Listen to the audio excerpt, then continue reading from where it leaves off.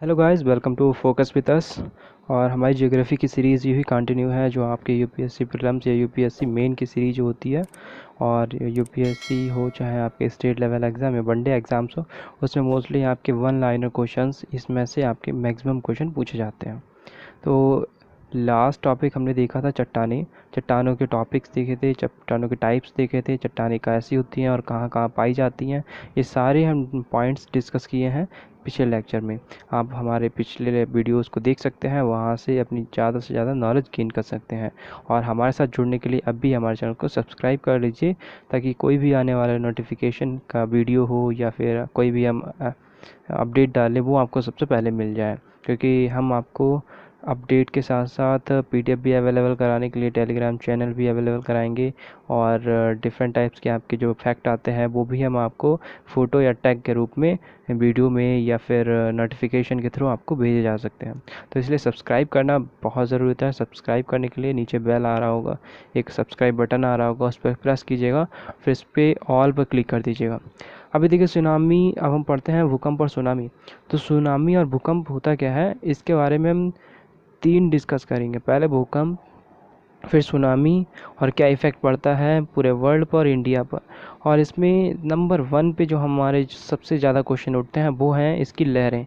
मतलब भूकंप की लहरें होती हैं, पी लहरें, एस लहरें, एल लहरें। ठीक है, इन्हें प्राथमिक तरंगे, द्वितीयक तरंगे और धरातलीय तरंगे भी बोलते हैं। अब यहाँ पे हम पहले डिस्कस करने वाले हैं भूकंप के बारे में। जैसा कि पहले भूकंप हम बता दें, भूकंप होता क्या है। तो पृथ्वी के अंदर बहुत सारी लेयर्स होती है, हमने आपको पिछले लेक्चर्स में बताया है। पृथ्वी के अंदर 3 लेयर्स होती है, मेंटल, क्रस्ट और कोर। तो क्रस्ट क्रस्ट जो होती है सबसे ऊपरी लेयर होती है, फिर होती है मेंटल, फिर होती है आपकी कोर। तो क्रस्ट में कई सारी लेयर्स होती हैं। अब उन क्रस्ट में जहाँ पर क्या होता है, बाहर का जो बल होता है, कोई ऐसा फोर्स काम करने लगता है, अचानक से आ जाता है, जिसकी वजह से उन लेयर्स में डिस्टरबेंस हो जाता है। उन लेयर्स के बीच की जो गैप है, या बोल सकते हैं उन लेयर्स में क्या होता है, तेज़ी से कंपन शुरू हो जाता है। और उन कंपन को ही बल कहा जाता है, यानी उन्हें कहा जाता है बाहिर्जात बल, यानी फोर्स कहा जाता है। और इन्हीं फोर्स की वजह से ऊर्जा यानी एनर्जी का उत्सर्जन होता है, और इसी को कहा जाता है भूकंप। ठीक है, तो भूकंप की परिभाषा दी जा सकती है। भूकंप क्या होते हैं, पृथ्वी के अंदर अंतर्जात और बाह्य बलों के कारण जो निष्कासित तरंगों की उत्पत्ति होती है, यही तरंगे कहलाती हैं भूकंप। तो ये दो तरह से हो सकता है। पहला तो मानवीय तरंगे हो सकती हैं, और मानवीय तरंगे हो सकती हैं या प्राकृतिक तरंगे हो सकती हैं। तो प्राकृतिक तरंगों के कारण देखें तो पहला होता है ज्वालामुखी। ज्वालामुखी के फटने से भी क्या होता है, आपका भूकंप आ सकता है। विवर्तनिक अस्थिरता, मतलब जितनी भी प्लेटें हैं अगर आपस में सरकती हैं, जैसे आपने देखा है किसी भी पहाड़, ये जो हिम पहाड़ होते हैं यानी हिमालय है, या फिर ऐसे कोई पर्वत जिस पे पहाड़ पर बर्फ़ जमी हुई है, अगर बर्फ़ का टुकड़ा वहाँ से पिघलता है तो बहुत तेज़ी से बर्फ़ की आंधी या तूफान आता है। तो उस कारण पृथ्वी के नीचे यानी जो लेयर्स होती हैं अगर आपस में खिसकती हैं, तो इस कारण भी तरंगें उत्पन्न होती हैं। तो इससे भी भूकंप आता है। दूसरा हो गया वर्षण, प्लूटोनिक घर्षणाएँ घटनाएँ हो गई। और भूगर्भिक जो गैसें होती हैं इनका फैलाव, यानी जितनी भी गैसें हैं अगर ये बाहर निकलती हैं या तेज़ी से अंदर टकराती हैं आपस में या विस्फोट करती हैं, इनके कारण भी भूकंप आते हैं। ठीक है, अब भूकंप के मेन कारण अब बताएं आपको। जैसे यहाँ पे एक ये लेयर मान लीजिए, यहाँ पे दो लाइंस आपको नज़र आ रही हैं। ऊपरी लेयर एक है और दूसरी लेयर दूसरी सेकंड लेयर है, कोई दूसरी लेयर है। ठीक है, ऐसे ही पृथ्वी बनी हुई है कई सारी लेयर्स से।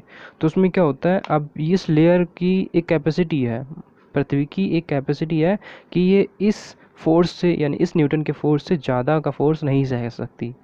जैसे हो सकता है 200 न्यूटन हो, या हो सकता है 150 न्यूटन हो। तो इसके कंपैरिजन में ये चेक किया जाता है कि इस लेयर पे अगर इससे ज़्यादा फोर्स पड़ता है तो ये लेयर टूट जाएगी। तो इसीलिए भूकंप जब आता है, अगर आपने तीव्रता का नाम सुना होगा, भूकंप की तीव्रता 10 सबसे मैक्सिमम होती है। मैक्सिमम इसकी 10 जो तीव्रता रखी गई है वो 10 है। अगर 10 या उससे 9 के करीब में भूकंप आता है तो धरती क्या होती है, फट जाती है। फटने का कारण यही होता है कि उसके जो न्यूटन में यानी कि जो लेयर है क्रस्ट की लेयर है, उस लेयर पे जो फोर्स था वो उसकी सहन शक्ति से ज़्यादा हो गया।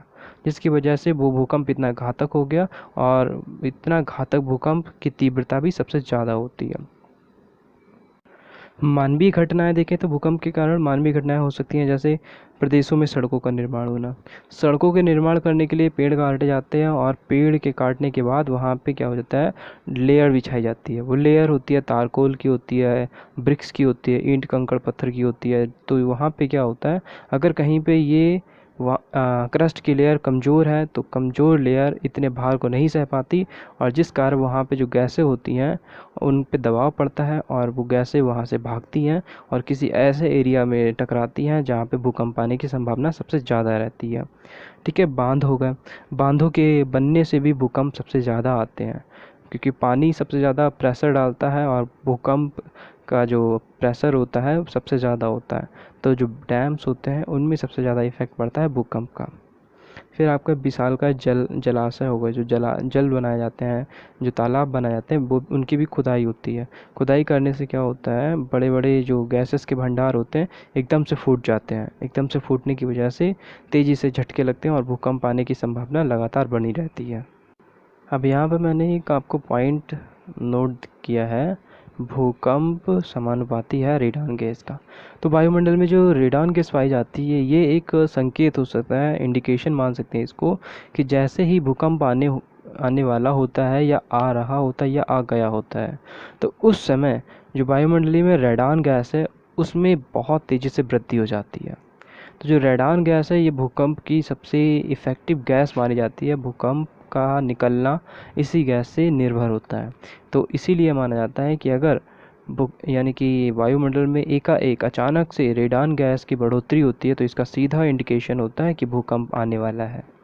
तो ये सबसे इम्पॉर्टेंट पॉइंट है, आपसे पूछा जा सकता है कि किस गैस का उपयोग करके भूकंप की स्थिति का पता लगाया जा सकता है, वो आपकी रेडान गैस। फिर देखिए 2 पॉइंट हैं आपके यहाँ पे, भूकंप केंद्र, भूकंप मूल। तो भूकंप केंद्र और भूकंप मूल को यहाँ पे समझ लीजिए। तो जिस स्थान से भूकंपीय तरंगें उत्पन्न होती हैं उसे कहते हैं भूकंप मूल। मतलब जहाँ से तरंगें उत्पन्न हुई, ठीक है, उत्पन्न होती हैं, उसे कहते हैं भूकंपीय मूल। और जहाँ पे सबसे पहले इसका अनुभव किया जाता है, जहाँ पे इसकी फील होता है, जहाँ पे ज़्यादा इफेक्ट पड़ता है, उस एरिया को कहा जाता है भूकंप केंद्र। ठीक है, सबसे पहले अनुभव किया जाता है तो उसे भूकंप केंद्र, और सबसे ज़्यादा जहाँ से उत्पन्न हुई उसे कहते हैं भूकंप मूल। तो यहाँ पे देखिए अर्थक्वेक का यहाँ पे टाइप्स दे रखा है। तो अर्थक्वेक के टाइप्स के अकॉर्डिंग देखें तो भूकंप की गहराई के आधार पर भूकंप को 3 भागों में रखा गया है, सामान्य भूकंप, मध्यवर्ती भूकंप और गहरे या पातालीय भूकंप। तो सामान्य भूकंप होते हैं ये 0 से 50 किलोमीटर तक के गहराई में होते हैं। ठीक है, सामान्य भूकंप कितनी गहराई तक हो सकते हैं, 0 से 50 किलोमीटर तक। मध्यवर्ती भूकंप 50 से 250 किलोमीटर तक। गहरे या पातालीय भूकंप 250 से 700 किलोमीटर या उससे भी ज़्यादा हो सकते हैं। तो इसमें आपसे यूपीएससी क्वेश्चंस बना सकती है कि सामान्य भूकंप की गहराई कितनी होती है, या मध्यवर्ती भूकंप की गहराई कितनी होती है, गहरे या पातालीय भूकंप की गहराई कितनी हो सकती है, क्योंकि इस पर क्वेश्चंस डायरेक्ट उठते हैं। ठीक है, हमने स्टार्टिंग में आपको बताया था कि भूकंप एक तरंगे होती हैं, यानी कि जो वेव्स होती हैं वही भूकंप का नाम होती हैं। तो ये तरंगे होती कितने टाइप्स के हैं वही हम इसमें आपको बताएंगे। तो भूकंप तरंगे जो होती हैं उनको 3 कैटेगरी में डिवाइड किया गया है। तो भूकंपीय तरंगे 3 होती हैं। पहली होती हैं प्राथमिक तरंगे, दूसरी हैं द्वितीयक तरंगे अथवा अनुप्रस्थ तरंगे, और तीसरी हैं धरातलीय तरंगे। ठीक है, इसके बारे में ये डिस्कस है थोड़ा, और बहुत इम्पॉर्टेंट, मतलब थोड़ा है लेकिन बहुत इम्पॉर्टेंट है, ये आपके लिए बहुत इम्पॉर्टेंट है। देखिए, जो पहली तरंगे होती हैं इन्हें प्राथमिक तरंगे बोलते हैं, या इंग्लिश में बोले तो प्राइमरी तरंगे या लॉन्गिट्यूडनल वेव्स होती हैं।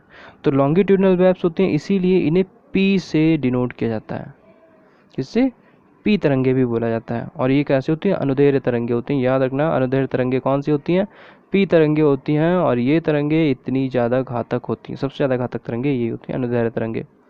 ठीक है, फिर है आपका, इसी में होता है ध्वनि तरंगों की भांति ही इनकी गति भी होती है, यानी कि इनकी चाल देखिए, इनकी जो दौड़ने की रफ्तार जो है वो ध्वनि तरंगों की गति के बराबर लगभग है, ध्वनि तरंगों की गति के बराबर है। और भूकंपीय तरंगों में सर्वाधिक तीव्र गति इसी की होती है, इसीलिए ये खतरनाक भी होती है। यह ठोस के साथ साथ तरल माध्यम से भी गुजर सकती है। यहाँ पे ये पॉइंट है। बाकी ऐसी कोई तरंग नहीं है जो बाकी दो तरंगे हैं, द्वितीयक अनुप्रस्थ तरंगे या धरातलीय तरंगे, ये तरंगे आपकी माध्यम मतलब मीडियम सॉलिड मीडियम में तो चल सकती हैं बाकी दो, लेकिन ये जो तरंगे हैं तरल माध्यम जैसे बोले पानी में नहीं चल सकती हैं। लेकिन प्राथमिक तरंगे ऐसी तरंगे हैं जो दोनों में चल सकती हैं, पानी में भी चल सकती हैं और आपकी सॉलिड में भी चल सकती हैं। ये दोनों में चल सकती हैं, सॉलिड में भी और लिक्विड में भी, लेकिन बाकी दो नहीं चल सकती हैं। अब यहाँ पे देखिए एस तरंगों के मुकाबले में इनकी गति जो होती है 66% अधिक होती है, या कह सकते हैं इनकी तरंगे, ठीक है, प्राथमिक तरंगों की जो गति होती है एस तरंगों की गति में तुलना में अधिक होती है, या उल्टा भी कह सकते हैं एस तरंगों की गति जो होती है पी तरंगों की गति की तुलना में 66% कम होती है, ऐसा भी कह सकते हैं। मतलब एस जो होती है कम होती है, बस इतना समझ लेना है आपको। फिर है हमारा द्वितीयक या अनुप्रस्थ तरंगे, ठीक है। द्वितीयक या अनुप्रस्थ तरंगे क्या होती हैं वो समझ लीजिए। अब इसमें क्या है, इन्हें कहते हैं सेकेंडरी या ट्रांसवर्स बैप्स। क्या कहते हैं, सेकेंडरी या ट्रांसवर्स बैप्स। इन्हें एस तरंगे भी कहते हैं, इन्हें सेकेंडरी कहते हैं इसलिए एस तरंगे हुई है। अब एस तरंगे होती हैं, इनमें पॉइंट जो है इंपॉर्टेंट सारे समझ लीजिए। ये प्रकाश तरंगों के समान चलती हैं। प्राथमिक तरंगे हमारी ध्वनि तरंगों की समान चलती हैं और द्वितीयक तरंगे हमारी प्रकाश तरंगों के समान चलती हैं। यानी प्रकाश की जितनी चाल होती है उसी की चाल से हमारी सेकेंडरी तरंगे जो होती हैं चलती हैं। और पी तरंगों की तुलना में इनकी जो गति होती है लगभग 40% से 60% तक कम होती है, ठीक है, ये आपको याद रखना है। फिर थर्ड है हमारी धरातलीय तरंगे। यहाँ पे आपकी धरातलीय तरंगे, और इन्हें कहते हैं हम लॉन्ग पीरियड वेव्स, ठीक है। सरफेस या लॉन्ग पीरियड वेव्स कहते हैं, इसीलिए इनको एल से डिनोट करते हैं, लॉन्ग पीरियड वेव्स, इसीलिए इसको एल से प्रभावित करते हैं। ये पृथ्वी के सबसे ऊपरी भाग को ही प्रभावित करती हैं और ये सबसे अत्यधिक प्रभावशाली तरंगे होती हैं। अब देखिए इसका नाम है लॉन्ग पीरियड वेव्स, इसलिए इसको सबसे ज़्यादा टाइम तक महसूस किया जाता है। सबसे ज़्यादा टाइम तक महसूस की जाने वाली तरंग कौन सी है, धरातलीय तरंगे। धरातलीय तरंगे क्यों, क्योंकि ये क्रस्ट लेयर पर वर्क करती है, यानी कि पृथ्वी की जो सबसे ऊपरी लेयर है उस पर वर्क करती है आपकी धरातलीय तरंगे, और सबसे अत्यधिक प्रभावशाली और सबसे ज़्यादा विनाशकारी। मैंने आपको पी तरंगों के बारे में भी यही बताया, पी तरंगे भी सबसे ज़्यादा विनाशकारी होती हैं और सबसे ज़्यादा महसूस की जाती हैं, लेकिन उनके कंपैरिजन में अगर वहाँ पे प्राथमिक तरंगे और धरातलीय तरंगों का कंपैरिजन करें, देखिए क्योंकि यही मेन पॉइंट होता है यूपीएससी फंसाने को, ठीक है, तो यूपीएससी इन्हीं बातों में फंसाता है। धरातलीय तरंगे कहाँ काम कर रही हैं, केवल सरफेस पे, सॉलिड की जो ऊपर क्रस्ट लेयर, केवल क्रस्ट लेयर पे, तो क्रस्ट लेयर पे ही केवल काम कर रही हैं। बाकी जो प्राथमिक तरंगे हैं वो दोनों लेयर पे जाके तबाही मचाती हैं, एक तो सॉलिड क्रस्ट पे भी और नीचे लिक्विड में भी। अगर तूफान में फंसे हुए हैं कोई नाविक, अगर उनको जिस तरंग की अनुभूति होती है तो उस तरंग को कहते हैं प्राथमिक तरंगे, ठीक है। और धरातल पे जो भूकंप आते हैं वो धरातलीय तरंगों से आते हैं, ये बात आपको याद रखनी है, ठीक है। इसको हम इस तरह से, ये एक मैप मैंने बना रखा है या फिगर कह सकते हैं। देखिए पी और एस तरंगे युग में चलती हैं और इनकी गति जो होती है सर्वाधिक होती है। गति मतलब दौड़ने की क्षमता। अब कोई भी जो तरंग होती है हमेशा दो तरंगों के युग में चलती है, पी एस के तरंग में चले, एस एल के तरंग युग में चले, या पी एल के तरंग युग में चले। और लेकिन जो पी एस तरंग का युग्म होता है इनकी स्पीड ज़्यादा हो जाती है इन कंपैरिजन टू अदर तरंग युग्म, ठीक है। अदर पेयर जो होते हैं उनकी तुलना में जो पी एस का, अगर पी और एस दोनों साथ में मिल जाएं तब हमारी चलती है सर्वाधिक। अभी हमने पढ़ा है आपको कि सबसे ज़्यादा किसकी स्पीड होती है, आपकी धरातलीय तरंगों की, ठीक है, इसकी, और उससे भी सबसे ज़्यादा किसकी, प्राथमिक तरंगों की। लेकिन अगर प्राथमिक तरंगे और द्वितीयक तरंगे दोनों आपस में मिल जाएं, क्योंकि एक दूसरे की शक्ति आपस में मिल जाती है, और इसी तरह से ये बन जाते हैं सबसे ज़्यादा गतिशील यानी सबसे ज़्यादा गति वाले, ठीक है। यहाँ पे देख लीजिए ये एक हमारी अर्थ है, अर्थ का फिगर है, और अर्थ के फिगर में देखिए ध्यान से मैंने बना रखा है ब्रूकोड यानी क्रस्ट, सॉरी कोर, फिर आपकी क्या है ये मेंटल, फिर ये आपकी लेयर, ये क्रस्ट, तीन लेयर होती हैं, क्रस्ट, मेंटल, कोर। ठीक है, यहाँ पे आपकी सारी इन्फॉर्मेशन है। अब क्या हुआ, जैसे यहाँ पे जो लेयर्स है ये सॉलिड होगी, नीचे क्या होगी, लिक्विड। तो जैसे ही लिक्विड आएगा एस तरंगे समाप्त हो जाएंगी, एस तरंगे नहीं जा पाएंगी, और पी तरंगे चाहे आपका सॉलिड हो, लिक्विड हो, और फिर सॉलिड हो, फिर लिक्विड हो, चलती रहेंगी हमेशा। हमेशा का मतलब है इनका जो चलने की गति होगी वो लिक्विड में थोड़ी कम हो जाएगी, फिर उसके बाद अगर ये फिर से सॉलिड में आएंगी तो उतनी कम गति से चलेंगे, फिर अगर इन्हें लिक्विड मिलता है तो उनकी धीरे धीरे गति कम होती जाएगी और ये लंबी दूरी पर जा के ख़त्म हो जाती हैं। ठीक है, ये कहाँ पे है, धरातलीय, मतलब अंदर की है। पी तरंगों की बात कर रहे हैं हम। पी तरंगे कैसी होती है, अंदर ज़्यादा लॉन्ग टाइम तक चलती हैं। और अगर बाहर केवल क्रस्ट की बात करें तो क्रस्ट में केवल चल रही हैं हमारी सबसे ज़्यादा वो है धरातलीय यानी एल तरंगे। ठीक है, बस ये समझने को आपको पॉइंट है, और यहीं से सबसे ज़्यादा क्वेश्चन आपके उठते हैं कि इसी में, क्योंकि बच्चे कंफ्यूज रहते हैं और इसी में समझ नहीं पाते हैं। ठीक है, ना समझ में आया तो आप हमें कमेंट कर सकते हैं, और देखना है तो आप रिवीजन कर सकते हैं पूरे वीडियो का। नेक्स्ट बढ़ते हैं।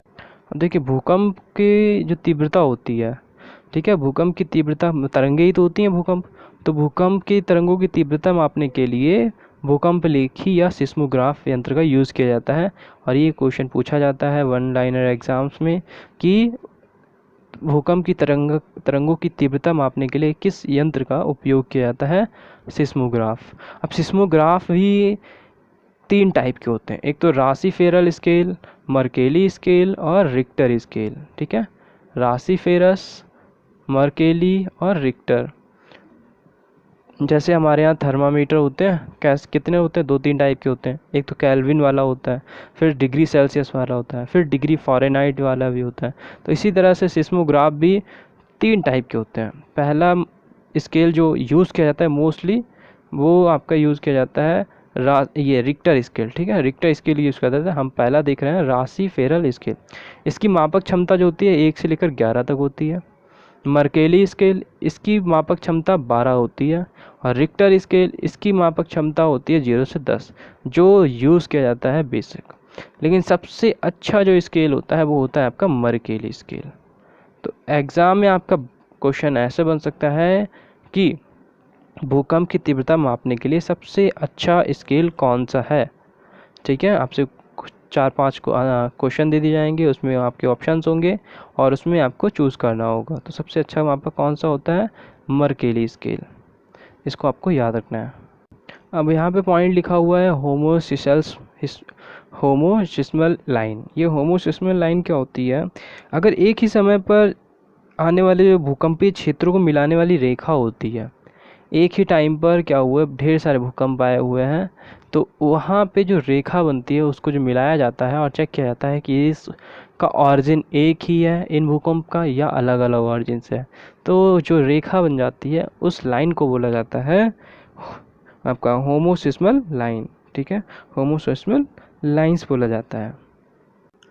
अब सबसे इम्पॉर्टेंट पॉइंट जहाँ से क्वेश्चंस आपके आते ही आते हैं, क्या है, प्रशांत महासागरीय तटीय पेटी। तो जो तटीय पेटी समझ लीजिए क्या होता है, पैसिफिक बेल्ट या सर्कुलम पैसिफिक बेल्ट। तो पैसिफिक तो प्रशांत महासागर के लिए यूज़ हुआ है, यहाँ पे सर्कुलम बेल्ट क्या है, ये बेल्ट। तो बेल्ट क्या होती है, जैसे अगर हमारी कोई अर्थ है, यहाँ पे मैं नक्शा दिखा रहा हूँ, फिर मैं आपको लाइव मैप के भी थ्रू बता दूंगा। तो यहाँ पे ये नक्शा देखिए, यहाँ पे अर्थ है, तो यहाँ से जो एक एरिया है, ठीक है, तो इस एरिया में अगर कोई भूकंप आ रहा है तो ये जो लाइन मैंने कलर की है, तो ये लाइन बेल्ट जो कहलाएगी वही कहलाएगी आपकी पेटी। क्या कहलाएगी, आपकी पेटी। इसको आपको याद रखना है। ठीक है, अब इसमें होता क्या है समझ लीजिए पहले। जो प्रशांत महासागर है, अब पेटी की बात करें तो पेटी अलग अलग रहती हैं। अब जैसे दक्षिणी सागर में अलग पेटी बनती है कुछ देशों की, ऐसे ही जापान साइड का पेटी अलग होती है, या फिर उत्तर साइड में आपका अफ्रीका साइड में पेटी अलग होती है। तो इस तरह की पेटियां बनती हैं।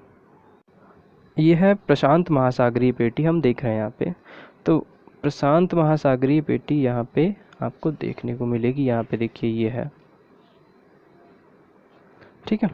तो यह सबसे सबसे विस्तृत भूकंप क्षेत्र है, मतलब सबसे ज़्यादा अगर भूकंप आते हैं तो वो प्रशांत महासागरीय तटीय पेटी में ही आते हैं। और यहाँ पे विश्व के सबसे ज़्यादा लगभग 63% भूकंप आते हैं। कितने? 63% आते हैं इस क्षेत्र में। जैसे चिली हो गया, कैलिफोर्निया हो गया, अलास्का, जापान, फिलीपींस, न्यूजीलैंड, ये देश आते हैं। कौन कौन से देश आते हैं? Chile, California, Alaska, Japan, Philippines और न्यूजीलैंड। तो सबसे ज़्यादा भूकंप वाले अगर क्षेत्र पूछे जाएँ, कंट्रीज़ पूछी जाएँ, तो वो आपकी यही 5 कंट्रीज़, 6 कंट्रीज़ आती हैं। मतलब जो आपकी प्रशांत महासागरीय तटीय पेटी में जो भी देश आते हैं, उन्हीं क्षेत्रों में सबसे ज़्यादा आपके भूकंप आते हैं। जैसे Chile, California, Alaska, Japan, Philippines और न्यूजीलैंड, आपको ये याद रखना है। अब यहाँ पे भूकंप आते क्यों हैं? तो आने का यहाँ पे 2 रीज़न है। पहला है संस्तरों में भ्रंशन, मतलब यहाँ के जो पहाड़ हैं उनका खिसकना। दूसरा है ज्वालामुखी की सक्रियता, मतलब यहाँ पे जो ज्वालामुखी हैं वो बहुत ज़्यादा सक्रिय हैं। ठीक है, इन ज्वालामुखीय सक्रिय होने की वजह से यहाँ पे सबसे ज़्यादा भूकंप आते रहते हैं। और भारत भी प्रशांत महासागरीय तटीय पेटी में आता है, इसलिए भारत में भी ये आपके क्या होते हैं, भूकंप आते हैं। और इसी तटीय पेटी की होने की वजह से, जैसे मान लीजिए ये आपकी एक पेटी बन रही है, पेन ले लेता हूँ मैं। तो जैसे ये एक पेटी है, ठीक है, ये एक एरिया है, पेटी बोल सकते हैं, एरिया। तो यहाँ पे मान लिया कोई अपना भारत है, तो इस क्षेत्र में यहाँ पे जो डॉटेड क्षेत्र आपको नज़र आएगा, देखिए इस क्षेत्र में यहाँ पे जो छोटा सा क्षेत्र नज़र आएगा, यही आपका, यहाँ पे ही सबसे ज़्यादा भूकंप आते हैं। तो यहाँ पे कौन कौन से क्षेत्र आ जाते हैं आपके? जैसे आपका उत्तराखंड, यानी कि पूर्वी जो आपके राज्य हैं उन क्षेत्रों में, पूर्वी राज्य में जैसे तमिलनाडु हो गया, पूर्वी क्षेत्र में आएगा, पश्चिम बंगाल हो गया, उत्तराखंड हो गया, असम हो गया। तो इन क्षेत्रों में भूकंप आने की संभावना सबसे ज़्यादा होती है। फिर है हमारी मध्य अटलांटिक पेटी। तो मध्य अटलांटिक पेटी में क्या है? मध्य अटलांटिक पेटी जो अटलांटिक का पार्ट है, जिसमें स्पिट्सबर्जन, यहाँ पे मैंने नाम दे रखा है स्पिट्सबर्जन, और आइसलैंड से लेकर बोबेट द्वीप तक, तो जो पेटी है वो कहलाती है हमारी अटलांटिक कटक पेटी। अब बात करते हैं सुनामी के बारे में। तो सुनामी क्या है? सू का मीन्स है तीव्र तरंग, और नामी मतलब बंदरगाह, यानी कि तीव्र तरंगे जो बंदरगाह पे आए उन्हें कहा जाता है सुनामी। और दीर्घ तरंग इसका दूसरा नाम है। मतलब सू मतलब तीव्र ही बोल सकते हैं या बहुत ज़्यादा, और तरंग यानी बंदरगाह पे आने वाली तीव्र तरंगों को सुनामी कहा जा सकता है। ये क्या होती है? पृथ्वी के आंतरिक प्लेटों की हलचल के कारण उत्पन्न होती हैं, जो समुद्र तल के समानांतर विशाल तरंगों यानी जेंट वेव्स के रूप में संचालित होती हैं। और जिसकी जो तरंग आवृत्ति होती है एवं तरंग आयाम तट की ओर निरंतर वृद्धि होती रहती है। जैसे जैसे ये तट यानी कि तट की ओर बढ़ते हुए हैं, ऐसे इनकी आवृत्ति और आयाम यानी कि जो वेव एम्पलीट्यूड है वो बड़ा होता रहता है और बड़ा होता रहता है। तो सुनामी का जो तरंग दैर्घ्य होता है वो लगभग 160 किलोमीटर तक भी देखा जा सकता है। तरंग दैर्घ्य मीन्स इसका जो इफेक्ट होता है लगभग 160 किलोमीटर के एरिया तक वो कवर कर सकता है। और इनके साथ साथ इनकी जो गति होती है, यानी कि इनके चलने की जो गति होती है, वो भी कभी कभी सबसे हाईएस्ट लगभग 650 किलोमीटर प्रति घंटा, सबसे हाईएस्ट और सबसे ज़्यादा स्पीड वाले। तो समझ लीजिए सुनामी कितनी खतरनाक हो सकती है। खुले सागर में अगर इनकी जो तरंग देखी जाए, इनकी अधिकतम ऊंचाई लगभग 1 मीटर की होती है, लेकिन जैसे जैसे ये तट की ओर बढ़ते हैं इनकी ऊंचाई बहुत तेज़ी से बढ़ जाती है। अगर खुला सागर है तो वहाँ पे 1 मीटर तक हो सकते हैं, 2 मीटर तक हो सकते हैं, बस इससे ज़्यादा नहीं। लेकिन जैसे जैसे ये तट पे पहुँचते हैं इनकी ऊंचाई बहुत तेज़ और ऊंची हो जाती है, बहुत ज़्यादा बढ़ जाती है, और ये सर्वाधिक शक्तिशाली होते हैं। सबसे ज़्यादा खतरनाक यही आपकी सुनामियाँ होती हैं। तो अब यहाँ पे देखिए, अगर हिंद महासागर में सुनामी की बात करें तो 26 दिसंबर 2004 को हिंद महासागर के तल के नीचे उत्पन्न जो सुनामी थी, लहरें भारतीय प्लेट के बर्मी प्लेट के नीचे छेपड़ के परिणाम थी। जो भारत में बर्मी प्लेटें हैं, ये प्लेटें हैं, तो इसके बारे में हम नेक्स्ट वीडियो में डिस्कस करेंगे। इसमें है बर्मी प्लेटें, तो बर्मी प्लेटों का जो छेपड़ होता है, तो इनके कारण जो सुनामी आती है, तो यहाँ पे जो आई थी हिंद महासागर में, वो भारत के बर्मी प्लेटों का ही सबसे अधिक परिणाम था, और इसी के कारण बनी थी आपकी ये सुनामी। और रिक्टर स्केल पर इसकी जो तीव्रता थी लगभग 8.9 थी, जिसके कारण प्रलय आ गई थी, ऐसे समझ लीजिए। और इंडोनेशिया, मलेशिया, श्रीलंका, भारत, ऐसे कुल 11 देश इसकी लहरों की चपेट में आ गए थे। और सबसे ज़्यादा अगर इंडिया का एरिया पूछा जाए कौन सा चोटिल हुआ था, तो वो आपका था तमिलनाडु का नागपट्टनम जिला, सर्वाधिक क्षेत्रफल से प्रभावित हुआ था। ठीक है, तो इस तरह से आपके कुछ इंपॉर्टेंट सुनामी हैं जो यहाँ पे मैंने दे रखी है।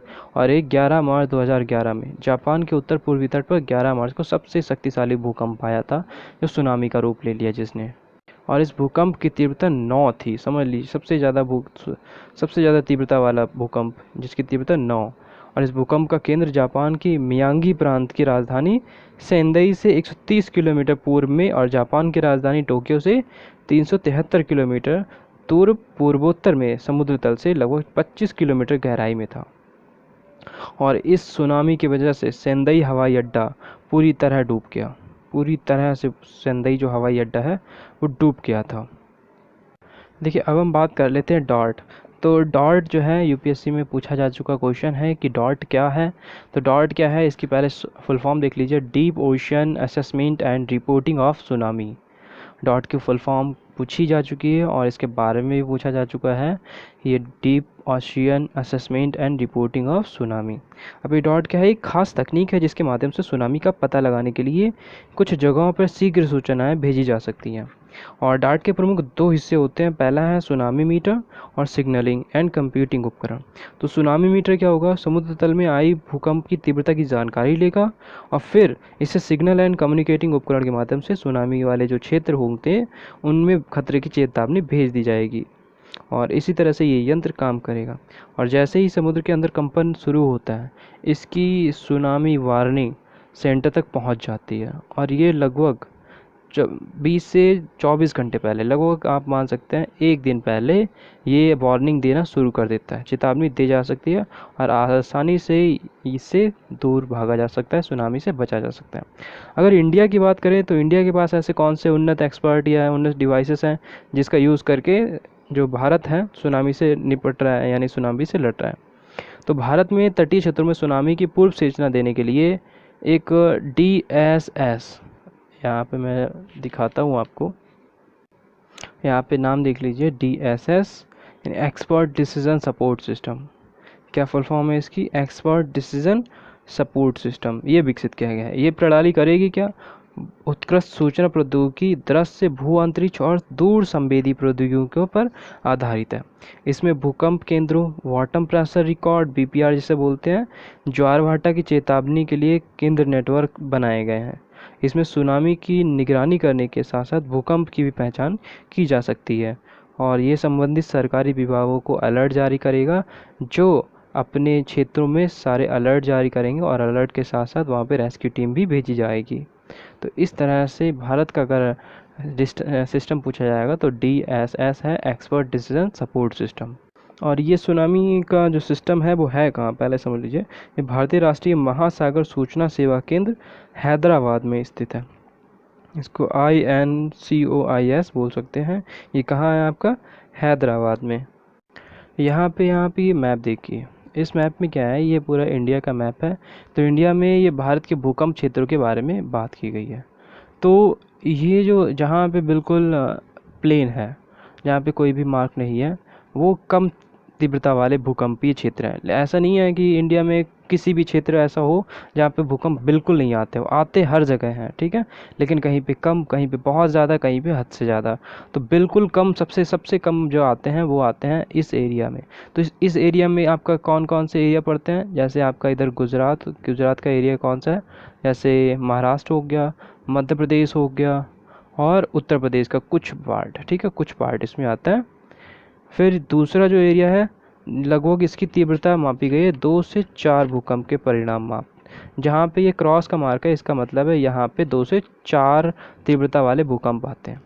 जैसे आपका यहाँ पे पंजाब चले जाओ, ठीक है, पंजाब हो गया, यहाँ पे उत्तर प्रदेश के कुछ पार्ट हो गया, मध्य प्रदेश का कुछ पार्ट हो गया, या नीचे आ जाइए तो तमिलनाडु का कुछ पार्ट हो गया, चेन्नई में है, उत्तराखंड है, आंध्र प्रदेश है, ठीक है। तो ये जितने भी पार्ट हैं वो आपके किस में आते हैं, कम भूकंप वाले एरिया, जहाँ जिसकी तीव्रता 2 से 4 हो सकती है।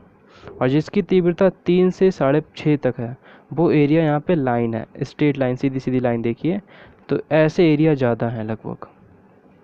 यहाँ पे देखिए गुजरात में सबसे ज़्यादा तीव्रता वाले तूफ़ान लगभग 6.5 वाले तूफ़ान आते हैं। कलकत्ता हो गया, यहाँ पे आपका छत्तीसगढ़ हो गया, यहाँ पे आपका कुछ उड़ीसा के तट हो गए। तो ये आपके पॉइंट्स हैं जिन्हें आपको याद रखना है। फिर ये समझ लेना है आपको अच्छे से। और सबसे ज़्यादा इफ़ेक्टिव वाले वेज यहाँ पे देखिए, सबसे ज़्यादा कटे हुए तिरछी लाइन्स हैं। यहाँ पे 8 से अधिक तीव्रता वाले भूकंप आते हैं। जैसे आपका उत्तर पूरब का जितना भी पार्ट है, ये सारा का सारा, यहाँ फिर उत्तराखंड का कुछ पार्ट, फिर आपका जम्मू कश्मीर का कुछ पार्ट, गुजरात का कुछ पार्ट, जैसे आपका कच्छ की खाड़ी, और यहाँ पे भी कुछ आपका पार्ट आएगा। ठीक है, ये आपको समझना है। देख लीजिएगा इस वीडियो को अच्छे से। फिर ये आपका मेन पॉइंट है, यहाँ पे आप इसे लर्निंग कर सकते हैं। कैसे लर्निंग करने का पॉइंट है, जैसे जोन 2 कम तीव्रता यानी 6 से कम तीव्रता लगभग 46% भाग में आती है। 7 की जो तीव्रता आती है वो कहाँ कहाँ आती है, केरल, गोवा, गुजरात, उत्तर प्रदेश, पश्चिम बंगाल, पंजाब के कुछ भाग और राजस्थान। अति तीव्रता, सबसे ज़्यादा तीव्रता मतलब अति तीव्रता 8 तीव्रता वाली कहाँ कहाँ आते हैं, देखिए आप इसको नाम देख सकते हैं, पढ़ सकते हैं। जम्मू कश्मीर, हिमाचल के कुछ क्षेत्र हो गया, दिल्ली हो गया, सिक्किम, उत्तर प्रदेश के उत्तरी क्षेत्र जैसे नोएडा, गंगा यमुना दोआब बिहार, पश्चिमी घाट से जुड़ा महाराष्ट्र, राजस्थान और दिल्ली के कुछ इम्पोर्टेंट पॉइंट जैसे मयूर, शहरदा और गुरुग्राम, रेवाड़ी। ठीक है, तो ये और सबसे ज़्यादा अत्यधिक, सबसे ज़्यादा यानी सबसे ज़्यादा तीव्रता 9 है। तो 9 का जो भूकंप आते हैं वो कहाँ आते हैं, उत्तरी पूर्वी भारत, जम्मू कश्मीर का कुछ हिस्सा, हिमाचल प्रदेश, उत्तराखंड और कच्छ यानी गुजरात का कच्छ का रन, उत्तर बिहार का कुछ भाग और अंडमान निकोबार। तो अंडमान निकोबार में सबसे ज़्यादा आपके भूकंप आते हैं। तो ये आपका पूरा लेक्चर भूकंप और सुनामी पर आधारित था। अगर इससे रिलेटेड कोई भी कमेंट हो, क्वेरी हो या आपका वीडियो समझ में नहीं आया हो तो आप हमसे कमेंट में पूछ सकते हैं। ठीक है, कमेंट में लिखिएगा, हम आपका रिप्लाई ज़रूर करेंगे। और भी अगर कोई प्रॉब्लम हो तो आप हमें कमेंट पूछ सकते हैं, और कोई डिस्कस करना हो तो आप हमें दिए गए नीचे लिंक दे रखे हैं हमने फेसबुक और ट्विटर के।